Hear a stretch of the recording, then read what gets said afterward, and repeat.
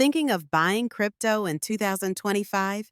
Don't do anything until you know these top 3 mistakes beginners make and how to avoid losing money before you even get started. Let's dive in. Mistake number 1: buying hype coins with zero research. Everyone sees TikToks or tweets about some new coin about to blow up, but 90% of those projects? Pump and dump scams. They look flashy, but have no roadmap, team transparency, use case community activity. Instead, stick to proven coins like Bitcoin, Ethereum, or coins with real world utility, like Polygon or Chainlink. Use CoinMarketCap or CoinGecko to research volume, history, and purpose. If it's not listed on a major exchange, skip it. Mistake number 2: keeping everything on exchanges. This is risky. Exchanges can get hacked or shut down. Remember FTX? People lost everything overnight.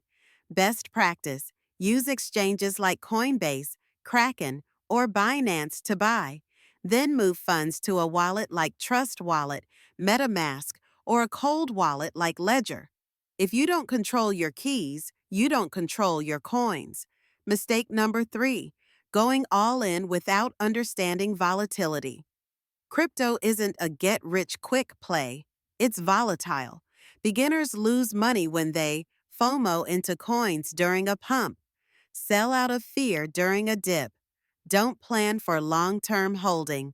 Here's the solution: only invest what you can afford to lose. Start small, dollar cost average over time. Study the market cycles. Don't chase green candles. Patience beats panic. Strategy beats hype.